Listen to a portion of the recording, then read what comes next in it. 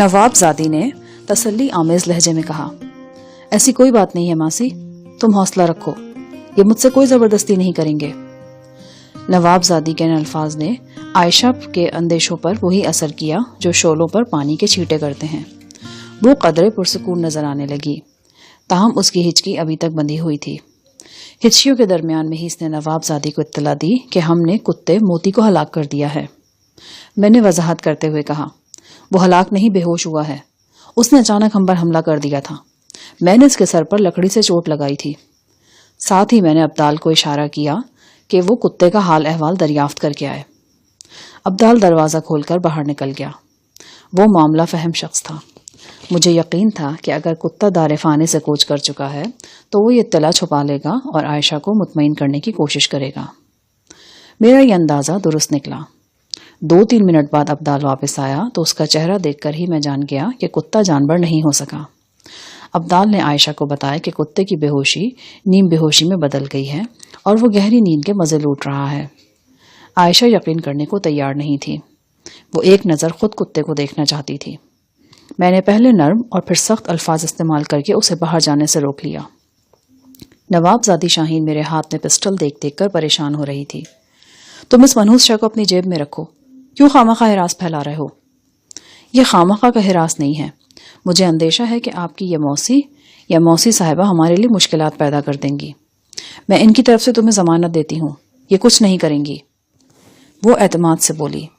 میں نے پسٹل جیب میں رکھ لیا اور 12 بور کی رائفل سے میں نے کارتوس نکال کر ابدال کو تھما دیے۔ کھڑکی پہلے سے بند تھی۔ میں نے دروازے کو بھی اندر سے کنڈی چڑھا دی اور دونوں چارپائیاں گھسیٹ کر دروازے کے سامنے کر دیں۔ اب یہ ممکن نہیں تھا کہ عائشہ ہماری کسی لمحاتی غفلت کا فائدہ اٹھا کر دروازے کے راستے فرار ہونے کی کوشش کرتی۔ میری ہدایت پر ابدال نے چائے کی پتیلی چولہے پر چڑھا دی۔ میں چاہتا تھا کہ عائشہ اور نواب زادی کو کڑک قسم کی چائے پلائی جائے تاکہ ان کی غنودگی دور ہو۔ ابدال نے 10 منٹ کے اندر بہترین چائے تیار کر لی۔ یہ چائے بکری کے دودھ سے تیار کی گئی تھی، لیکن خواب آور دودھ کے بجائے اس میں تازہ دودھ دھو کر ڈالا گیا تھا۔ عائشہ کو خطرہ تھا کہ ہم نے اس کی چائے میں بھی کچھ ملا دیا ہے۔ وہ پینا نہیں چاہ رہی تھی، تاہم نواب زادی کے اصرار پر اس کو پینی پڑی۔ چائے پینے کے بعد میں نواب زادی کے ساتھ تہہ خانے میں آ گیا۔ تھوڑی دیر بعد ہم دونوں آمنے سامنے بیٹھے اہم نوعیت کی گفتگو کر رہے تھے۔ ابدال بالائی کمرے میں تھا۔ میں نے اپنا پسٹل اسے دے دیا تھا اور کہا تھا کہ وہ عائشہ کی طرف سے ہوشیار رہے۔ نواب زادی نے جو پہلا سوال مجھ سے کیا وہ یہ تھا، تمہیں یہاں کس نے بھیجا ہے؟ میں نے نواب زادی سے اجازت لے کر سگریٹ سلگایا اور پہلے کش کا لطیف دھواں فضا میں چھوڑتے ہوئے کہا، نواب زادی صاحبہ، میں آپ سے ایک درخواست کروں گا اور مجھے امید ہے کہ آپ یہ درخواست قبول کر لیں گی۔ کہو۔ آپ اس بارے میں کوئی سوال نہ کریں کہ میں یہاں کیوں، کب اور کیسے آیا ہوں۔ بس مجھے اپنا ہمدرد اور غمگسار سمجھیں اور یقین رکھیں کہ مجھ سے آپ کو کسی قسم کا نقصان نہیں پہنچے گا۔ اوکے، کچھ نہیں پوچھوں گی میں۔ Thank you very much. No mention. اب تم پوچھو، کیا پوچھنا چاہتے ہو؟ میں نے دیوار میں پیوست زنجیروں کی طرف اشارہ کرتے ہوئے پوچھا، یہاں کسے باندھا جاتا ہے؟ تمہارا کیا خیال ہے؟ نواب زادی نے الٹا مجھ سے سوال کر دیا۔ میرا خیال ہے کہ یہاں عائشہ کے بیٹے کو باندھا جاتا ہے، اور یہ بیٹا وہی عجیب الخلقت شخص ہے جس نے علاقے میں شدید خوف و ہراس پھیلا رکھا ہے۔ تمہارا خیال درست ہے، نواب زادی نے آہستگی سے کہا۔ مجھے اپنے جسم میں سنسناہٹ محسوس ہوئی۔ آپ نے اس شخص کو دیکھا ہے؟ بے شمار دفعہ، وہ ہمارے ساتھ ہی رہتا تھا۔ رہتا تھا سے آپ کی کیا مراد ہے؟ کیا وہ اب یہاں نہیں ہے؟ نہیں، وہ عائشہ کا سگا بیٹا ہے۔ ہاں، اس نے عائشہ کی کوکھ سے جنم لیا ہے۔ اس کا نام قادر بخش ہے اور ماسی عائشہ سے بخشو کہتی ہے۔ بخشو کی عمر اس وقت 19 برس ہے۔ وہ بھوپال میں پیدا ہوا تھا۔ اس کی پیدائش ایک روح فرسا واقعہ تھی۔ وہ ایک بھیانک شکل و صورت والا بچہ تھا۔ جانوروں کی طرح اس کے سارے جسم پر بال تھے۔ اس کے سر کے ساتھ ایک اور سر جڑا ہوا تھا، جس کی وجہ سے سر بہت بڑا نظر آتا تھا۔ اس کے کندھوں سے بھی ایک فالتو بازو جڑا ہوا تھا۔ یہ بازو اس کے اصل بازوؤں سے بڑا اور مضبوط تھا۔ اس کی ٹانگوں کے ساتھ اضافی گوشت موجود تھا اور پاؤں بہت بڑے بڑے تھے۔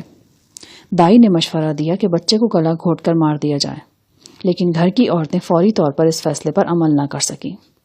پورے 24 گھنٹے یہ بچہ اپنی ماں کے پاس موجود رہا، اس کا دودھ پیتا رہا اور اس کے پہلو میں کھیلتا رہا۔ ان 24 گھنٹوں میں ماں اور بچے کی فطری محبت رنگ لے آئی۔ 24 گھنٹے بعد جب بچے کا باپ گھر آیا اور اس نے کریہل منظر بچے کو تلف کرنا چاہا تو ماں اس کے سامنے دیوار بن گئی۔ اس نے کہا کہ جیسا بھی ہے یہ میرا بچہ ہے، میں اسے مرنے نہیں دوں گی۔ ماں باپ میں انبن ہو گئی۔ عائشہ بچے سمیت گھر چھوڑ کر بھوپال کے ایک نواحی گاؤں میں چلی گئی۔ یہاں عائشہ کا ایک چچا رہتا تھا، وہ دم درود کرتا تھا۔ گاؤں میں اس کی بہت عزت تھی۔ یہ بچہ اس کے گھر میں رازداری سے پرورش پانے لگا، لیکن یہ رازداری زیادہ عرصے برقرار نہ رہ سکی۔ گاؤں کے لوگوں کو جب اس عجیب الخلقت بچے کے بارے میں معلوم ہو گیا، عائشہ کے چچا نے بھی یہی مناسب سمجھا کہ بچے کو چھپانے کی کوشش نہ کی جائے۔ اس نے لوگوں کو اجازت دے دی کہ وہ بچے کو دیکھ سکتے ہیں۔ 1-2 ماہ تک تو خوب تماشا بنا رہا، پھر دھیرے دھیرے سب کچھ معمول پر آ گیا۔ تجسس تو پہلے چند دنوں میں ہی دور ہو گیا تھا، آہستہ آہستہ لوگوں کی دہشت بھی ختم ہو گئی۔ عائشہ اپنے چچا کے گھر میں صرف 1.5 برس رہی۔ بچے نے دودھ چھوڑ دیا تو وہ اپنے خاوند کے ساتھ حیدرآباد آ گئی۔ یہ قدم اس نے اپنے خاوند کے مجبور کرنے پر اٹھایا تھا۔ خاوند نے اسے دھمکی دی تھی کہ اگر وہ بچے کو نہیں چھوڑ سکتی تو وہ اسے طلاق دے کر دوسرا بیاہ کر لے گا۔ عائشہ کے چچا نے ذمہ داری لے لی تھی کہ وہ خود اس بچے کی پرورش کرے گا۔ یہاں آ کر عائشہ اور اس کے خاوند نے یہ باغ ٹھیکے پر لے لیا۔ دھیرے دھیرے وہ اس باغ کے مالک بن گئے اور آرام سے زندگی بسر کرنے لگے۔ پہلے بچے کے بعد ان کے کوئی اولاد نہیں ہوئی۔ عائشہ سال میں 1 آدھ بار خاموشی سے بھوپال جاتی اور اپنے بچے کو دیکھ کر آ جاتی تھی۔ 10-12 سال اسی طرح گزر گئے۔ چند سال پہلے عائشہ کا خاوند فوت ہو گیا تو عائشہ سوچنے لگی کہ وہ اپنے بچے کو اپنے پاس ہی لے آئے، لیکن وہ ڈرتی بھی تھی۔ اسے معلوم نہیں تھا کہ یہاں کے لوگ اس کے بخشو کو دیکھ کر کیا سوچیں گے اور کیا کہیں گے۔ بخشو اب ایک طاقتور اور عجیب الخلقت جانور کی طرح نظر آتا تھا۔ پہلی بار اسے دیکھنے والے کی گھگی بن جاتی تھی۔ 2-2.5 سال اسی ادھیڑ بن میں گزر گئے۔ آخر عائشہ کی ممتا نے ایک بار پھر جوش مارا اور وہ بخشو کو بڑی رازداری کے ساتھ بھوپال سے یہاں حیدرآباد لے آئی۔ یہ کوئی آج سے 4 سال پہلے کا واقعہ ہے۔ بخشو اس وقت سے اسی تہخانے میں تھا۔ کسی کو کانو خان خبر نہیں تھی کہ ماسی عائشہ کے ساتھ یہاں اس کے علاوہ بھی کوئی رہ رہا ہے۔ اس نے اپنے بچے کو 7 پردوں میں چھپا کر رکھا ہوا تھا۔ میں بڑی توجہ سے نوابزادی کی باتیں سن رہا تھا۔ یہ رودات کسی ہارر فلم کا حصہ معلوم ہوتی تھی۔ میں نے فرش پر پڑی آہنی زنجیروں کی طرف اشارہ کرتے ہوئے پوچھا، ان زنجیروں کی ضرورت عائشہ کو کیوں پیش آئی؟ دراصل بخشو اس تنگ و تاریک تہخانے میں رہ کر سٹپٹا گیا تھا۔ وہ باہر نکلنا چاہتا تھا، دھوپ، روشنی اور آسمان دیکھنا چاہتا تھا، مگر وہ بول نہیں سکتا تھا۔ غوغا کی زبان میں اپنی ماں کو سب کچھ سمجھا سکتا تھا۔ وہ اس سے رات دن فریاد کرتا رہتا کہ وہ اسے اس تاریکی سے باہر نکالے۔ کبھی کبھی وہ زبردستی باہر نکلنے کی کوشش بھی کرتا تھا۔ یہ کشمکش اس حد تک بڑھی کہ عائشہ زچ ہو گئی۔ اس کے بس میں ہوتا تو وہ بخشو کو واپس بھوپال ہی بھیج دیتی، لیکن اب یہ ممکن نہیں رہا تھا۔ عائشہ کا وہ چچا فوت ہو گیا تھا جس نے ابتدائی 14-15 سال تک بخشو کی پرورش کی تھی۔ عائشہ جانتی تھی کہ اب اسے اپنے بیٹے کو اپنے ہی پاس رکھنا ہے۔ یہی وقت تھا جب اس نے ان زنجیروں کا انتظام کیا۔ جن دنوں بخشو کے مزاج میں تیزی آتی تھی اور وہ باہر نکلنے کے لیے زیادہ ہاتھ پاؤں مارنے لگتا تھا، وہ سوتے میں سے زنجیریں پہنا دیتی تھی۔ ماں اور بیٹے کی محبت کی ایک ایسی مثال ہے شاہجہاں، جس پر جتنا بھی غور کیا جائے اتنی ہی حیرت بڑھتی چلی جاتی ہے۔ میں نے نوابزادی سے پوچھا، کیا نہر کنارے سرکنڈوں میں ہونے والا قتل اسی بخشو نے کیا تھا؟ وہ ایک لمحہ میری آنکھوں میں جھانکتی رہی، پھر اس نے اس بات میں سر ہلا دیا۔ ہاں، لیکن تم اسے قتل نہیں کہہ سکتے۔ بخشو نے جو کچھ کیا اپنے دفاع میں کیا۔ اور جگرگا میں جو قتل ہوئے، ان کے بارے میں آپ کا کیا خیال ہے؟ مجھے نہیں معلوم کہ وہ واقعات کیوں رونما ہوئے، لیکن اگر ان میں بخشو کا ہاتھ ہے تو میں پورے یقین سے کہہ سکتی ہوں کہ یہ سب کچھ اس نے اپنی جان بچانے کے لیے کیا ہوگا۔ مقتول خدا بخش اور امریش تک تو یہ بات تسلیم کی جا سکتی ہے، لیکن جگرگا کے قبرستان میں ایک جوان سال عورت قتل ہوئی ہے، اس سے قاتل کو کیا خطرہ ہو سکتا تھا؟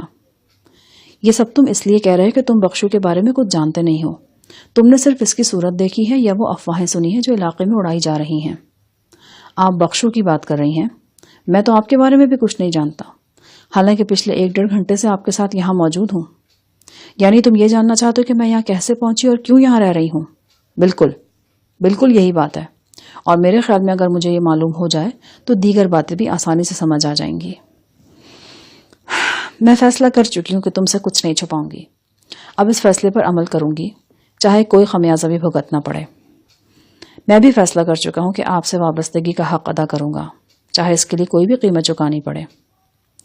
جب پاپا جانی اور بھائی میں جھگڑا تول پکڑ گیا تو میں سخت ڈپریشن کا شکار ہو گئی۔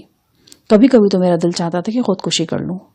میں سوچتی تھی کہ شاید میری موت ہی ان دونوں کو راہ راست پر لے آئے، لیکن کوشش کے باوجود میں خود کو مرنے پر آمادہ نہیں کر سکی۔ ایک عجیب سی یاسیت بھر گئی تھی میرے اندر، زندگی سے جی چاٹ ہو چکا تھا۔ سونے پر سہاگا وہ شرمندگی تھی جو دن رات میرا سینہ چاٹتی تھی۔ جس شخص کو دیکھتی تھی اس کی آنکھوں سے طنز کے تیر چھوٹتے نظر آتے تھے۔ ہر کوئی بزبان خاموشی کہہ رہا تھا کہ دیکھو یہ ہے وہ نوابزادی جو اغوا ہوئی اور کئی راتیں ڈاکوؤں کے قبضے میں رہی۔ ایک روز بڑی خاموشی سے میں سب کو چھوڑ چھاڑ کر چلی آئی۔ میں نے پاپا کے لیے جو خط چھوڑا اس میں یہ لکھا تھا کہ میں روز روز کے جھگڑوں سے تنگ آ کر واپس انگلینڈ جا رہی ہوں، لیکن میں انگلینڈ نہیں گئی۔ میرا دل کہیں جانے کو نہیں چاہ رہا تھا، بس سوچتی تھی یوں ہی چلتی چلی جاؤں، جنگلوں اور صحراؤں کی طرف نکل جاؤں، کسی ایسی جگہ جا کر رہوں جہاں کوئی مجھے پہچاننے جاننے والا نہ ہو۔ اور پھر مجھے وہ سب کچھ مل گیا جو میں چاہتی تھی۔ وہ گرمیوں کی ایک جھلسی ہوئی دوپہر تھی۔ میں شاہپور کے بس اڈے پر اتری اور یوں ہی بے مقصد دیہاتی علاقے کی طرف چل پڑی۔ میں ایک پھٹے پرانے برقعے میں تھی اور مجھے توقع نہیں تھی کہ کوئی مجھے جواں سا لڑکی کے طور پر پہچان سکے گا، لیکن پتہ نہیں کیسے بس اڈے سے ہی چند اوباش میرے پیچھے لگ گئے۔ مجھے ان کے تعاقب کی خبر اس وقت ہوئی جب میں جگرگاہ سے کافی آگے آ چکی تھی۔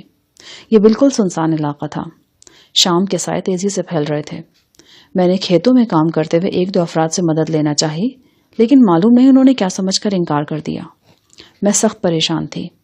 اسی پریشانی کے عالم میں میں زیادہ ویران مقام کی طرف نکل آئی۔ اونچے کھیتوں میں دو افراد نے مجھے گھیر لیا۔ میں نے ان میں سے ایک کے سر پر اینٹ دے ماری اور دوسرے کو دھکا دے کر بھاگ نکلی۔ تاریکی میں مجھے کچھ سجھائی نہیں دے رہا تھا کہ میں کدھر جا رہی ہوں۔ میں اس باغ میں گھس آئی۔ ماسی عائشہ کا کتا مجھ پر چڑھ دوڑا، لیکن اس سے پہلے کہ وہ مجھے کوئی نقصان پہنچاتا ماسی نے اسے پیچھے ہٹا لیا۔ میں نے ماسی کو اپنی وپتا سنائی۔ اس نے جلدی سے مجھے اپنی کوٹری میں چھپا لیا۔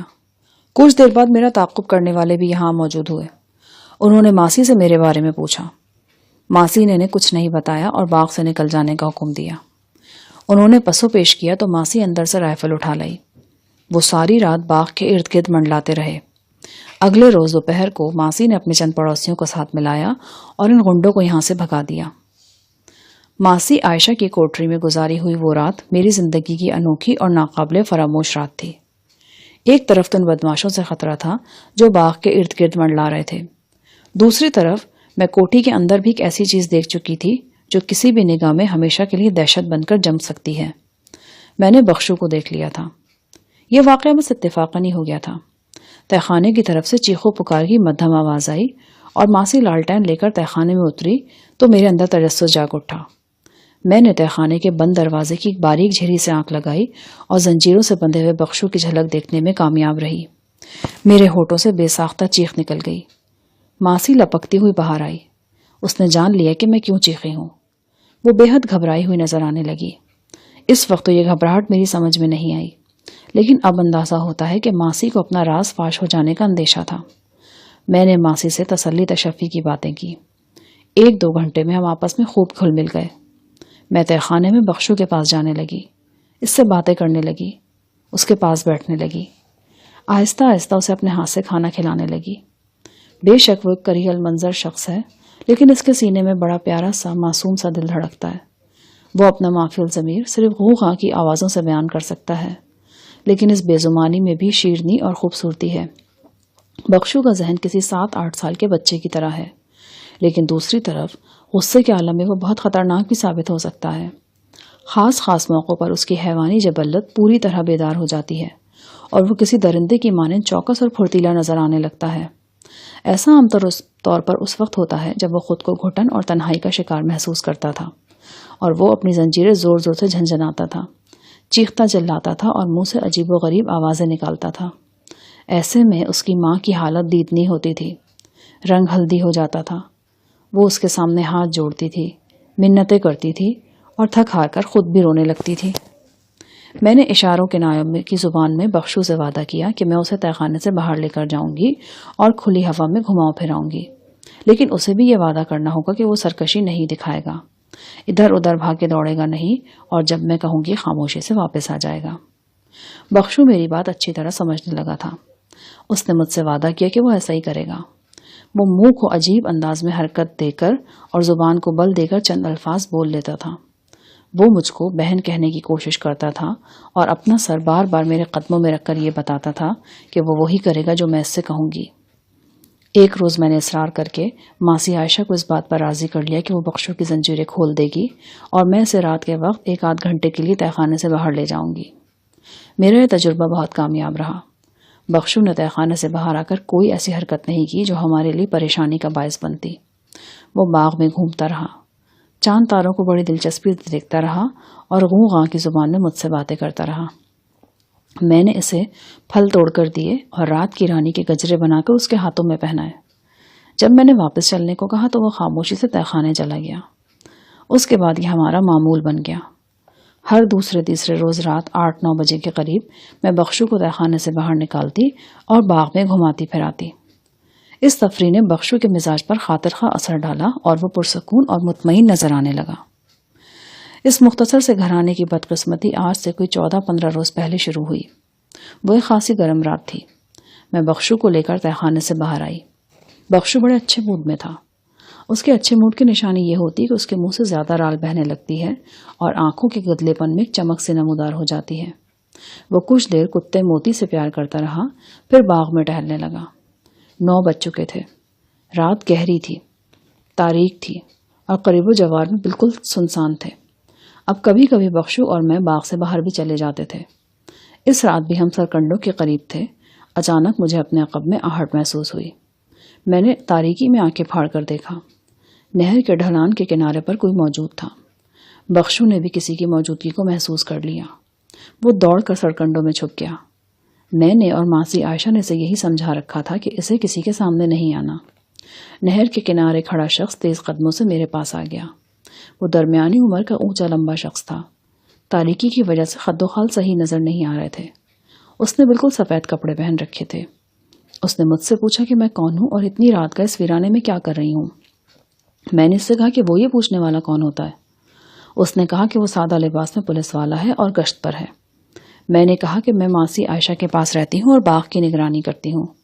وہ بولا، تم بالکل جھوٹ کہتی ہو۔ میں جانتا ہوں تم کون ہو اور کہاں سے آئی ہو۔ تمہارے ساتھ کون تھا؟ کوئی بھی نہیں۔ اس نے اپنی قمیض کے نیچے سے ریوالور نکال لیا اور سرکنڈوں کی طرف بڑھا۔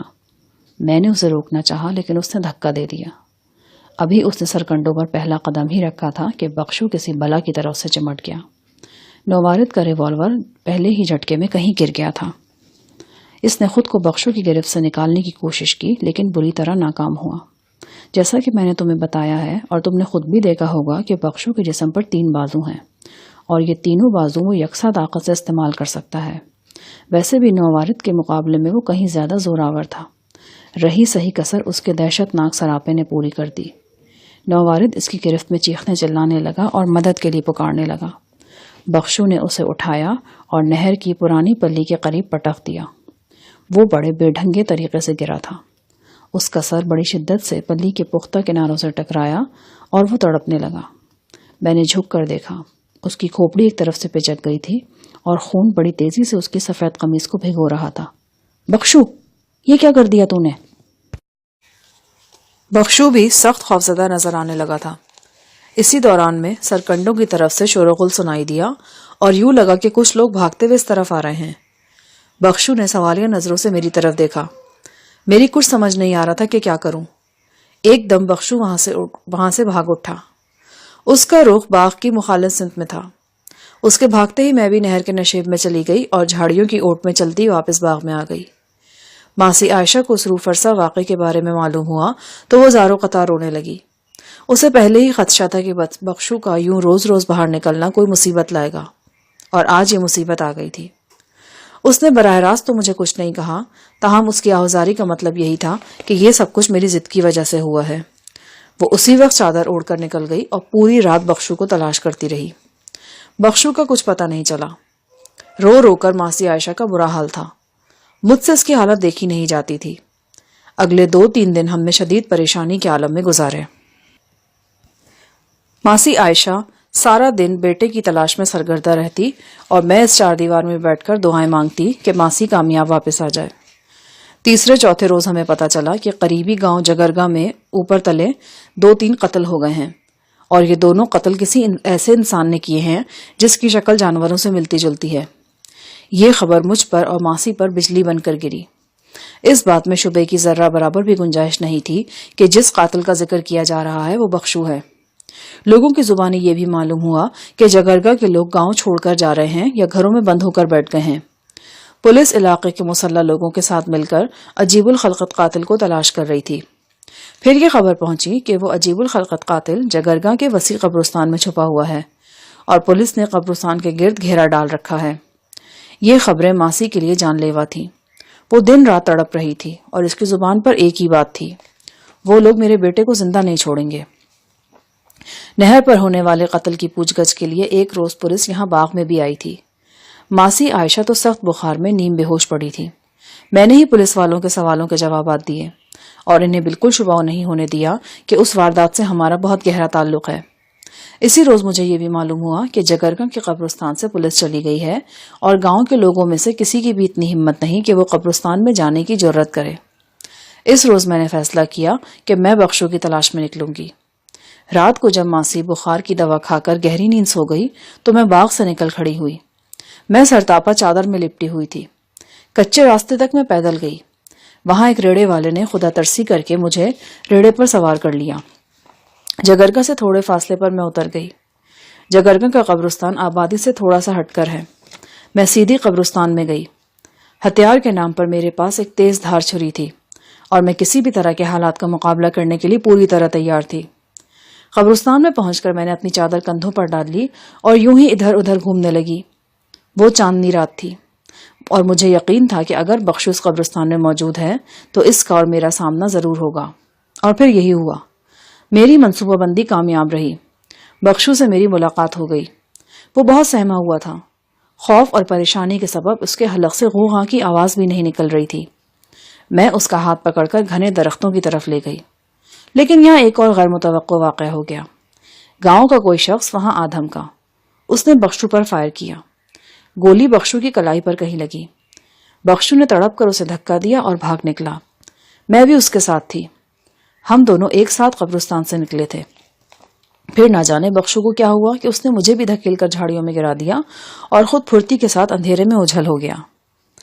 بات کرتے کرتے نواب زادی ایک دم خاموش ہو گئی۔ اس کے ملیح چہرے پر گہرا تعصب نظر آ رہا تھا۔ پاؤں کے انگوٹھے سے فرش کھرشتے ہوئے بولی، معلوم نہیں بخشو نے کیا سمجھا تھا۔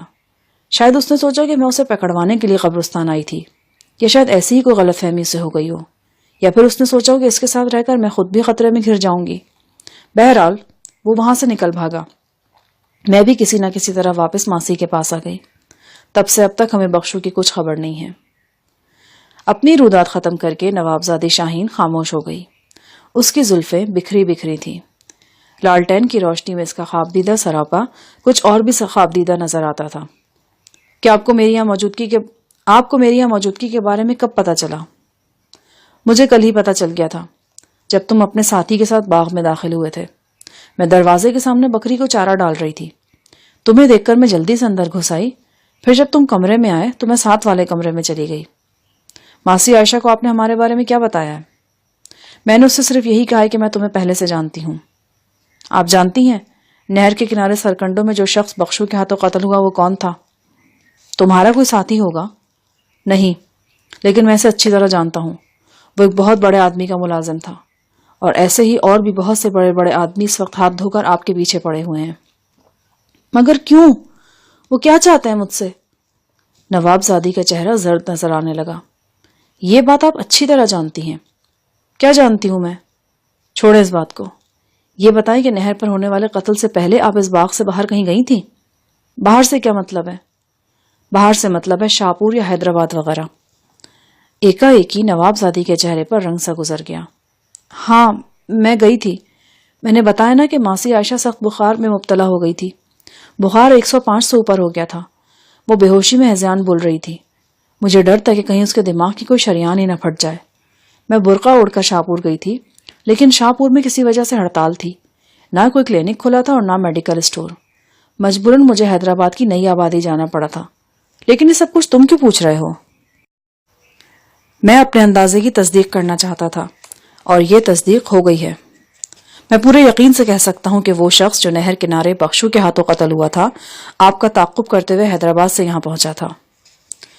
میرے ذہن میں بھی اسی طرح کا شبہ موجود تھا. میں پہلے کلینک گئی تھی، پھر قریبی میڈیکل اسٹور سے دوا خریدی تھی. کلینک اور میڈیکل اسٹور میں مجھے 2-3 دفعہ برقعے کا نقاب اٹھانا پڑا تھا. غالباً وہیں پر کسی نے پہچان لیا ہوگا. ہاں، اس کا نام خدا بخش تھا. وہ پنجاب پاکستان کی ایک طاقتور سیاسی شخصیت کا دستے راز تھا. ہو سکتا ہے کہ جس شخص نے قبرستان بخشو پر گولی چلائی ہو وہ بھی انہی لوگوں میں سے ہو. ممکن ہے. میں اسے کیسے بتاتا کہ وہ نیک کام میرے ہی ہاتھوں ہوا تھا اور بخشو نے مجھے اپنا جناتی مکہ یا تھپڑ مار کر جھاڑیوں میں گرایا تھا. وہ میں ہی تھا. تم مجھ سے کچھ چھپا رہے ہو شاہ جہان. تم جانتے ہو کہ جو لوگ میرے پیچھے پڑے وہ کون ہیں اور ان کے مقاصد کیا ہیں. آپ بھی تو مجھ سے بہت کچھ چھپا رہی ہیں اور جب تک یہ بے اعتمادی کی فضا موجود رہے گی ہم دونوں نقصان میں رہیں گے. میری سمجھ میں نہیں آ رہا کہ میں تم سے کیا چھپا رہی ہوں. میں جانتا ہوں اور میرے علاوہ بھی بہت سے لوگ جانتے ہیں. تم پہلیاں مت بجھاؤ، میرا دل ہول رہا ہے. اگر آپ میرے منہ سے سننا چاہتی ہیں تو میں ان 25 تالا بند صندوقوں کی بات کر رہا ہوں جو نواب مرحوم کی تحویل میں تھے. میرا خیال ہے اور میری طرح کچھ اور لوگوں کا بھی یہی خیال ہے کہ نواب مرحوم نے اپنی موت سے قبل ان صندوقوں کے بارے میں آپ کو بتا دیا تھا. میں بغور نوابزادی کا چہرہ دیکھ رہا تھا. اس کی آنکھوں میں ایک رنگ سا لہرا کر اوجھل ہو گیا. بظاہر وہ قطعی پرسکون رہی. تمہارا اور لوگوں کا خیال 100% غلط ہے. اگر تم لوگ ان صندوقوں کے لیے میرے پیچھے ہو تو صرف اپنا وقت برباد کر رہے ہو. مجھے آپ سے اسی جواب کی توقع تھی. لیکن ایک چیز کی توقع تمہیں ہرگز نہیں ہے. میں غصے میں آ کر آدمی کو شوٹ بھی کر دیتی ہوں. میرا خیال ہے کہ آپ اتنی آسان فراموش نہیں ہو سکتی. میرے جواب نے نوابزادی کو چپ لگا دی. شاید اس کی آنکھوں میں سرنگ کے مناظر گھومنے لگے تھے جہاں ڈاکو نے اسے حبس بیجا میں رکھا ہوا تھا. تہخانے میں بوجھل سی خاموشی طاری ہو چکی تھی.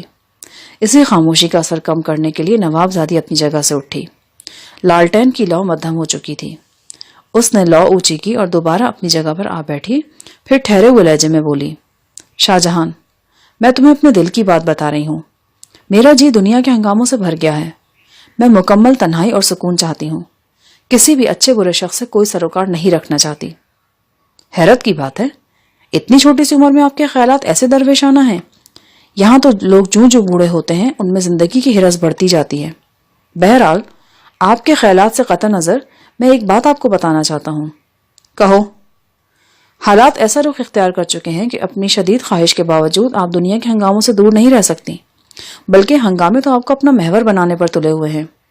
آپ نواب مرحوم کی اکلوتی اور لاڈلی بیٹی تھی.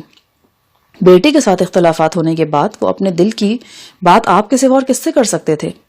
لہٰذا یہ منطقی نتیجہ نکلتا ہے کہ وہ آپ کو اس دفینے کے حدود اربع سے آگاہ کر چکے تھے. یہ تم لوگوں کی خام خیالی ہے. ہو سکتا ہے کہ آپ زور دے کر کہیں تو میں یہ بات مان جاؤں، لیکن دوسرے بہت سے لوگ نہیں مانیں گے. آپ کہیں بھی چلی جائیں، کہیں بھی جا چھپیں، آپ کی تلاش جاری رکھی جائے گی اور جلد یا بدیر آپ کو ڈھونڈ لیا جائے گا. کیا تم یہ کہنا چاہتے ہو کہ میں تمہاری پناہ میں آ جاؤں؟ ہرگز نہیں. میں چاہتا ہوں کہ ہمارے درمیان بے لوث دوستی اور ہمدردی کا رشتہ قائم ہو جائے. اسی میں ہم دونوں کا فائدہ ہے.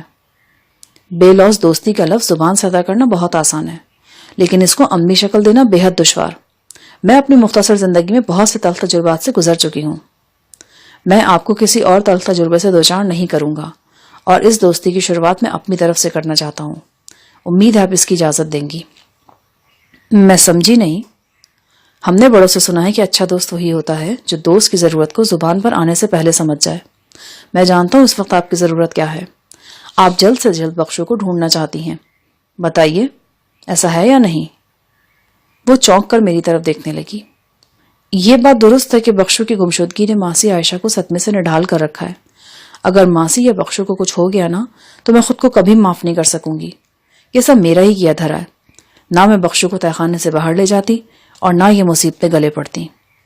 نوابزادی صاحبہ، اب یہ آپ کی نہیں بلکہ میری درد سری ہے.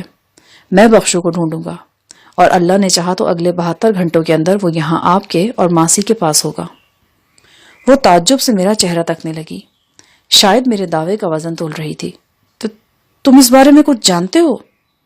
فی الحال تو کچھ نہیں، لیکن مجھے یقین ہے کہ جب میں اس کام پر نکلوں گا تو زیادہ وقت نہیں لوں گا۔ نواب زادی کی آنکھوں میں امید کی جھلک نظر آنے لگی تھی۔ اب وہ مجھے کچھ جاننے لگی تھی۔ اس نے مجھے 2 مرتبہ دھواں دھار ایکشن میں دیکھا تھا۔ ایک مرتبہ جب میں نے اسے ڈاکوؤں کے قبضے سے نکالا تھا، دوسری مرتبہ جب نواب فیملی کا خطرناک ترین غنڈہ قلی قطب میرے ہاتھوں جان لیوا طور پر زخمی ہوا تھا۔ مجھے یقین تھا کہ نواب زادی کا دل میرے وعدے کی تصدیق کر رہا ہے اور نواب زادی کو باور کرا رہا ہے کہ میں جو کچھ کہہ رہا ہوں وہ کر کے دکھاؤں گا۔ نواب زادی کے چہرے کے تنے ہوئے رگ و پٹھے ڈھیلے پڑنے لگے، اس کے ساتھ ہی اس کا لہجہ بھی نرم ہو گیا۔ ہم دیر تک اس تہخانے میں محو گفتگو رہے۔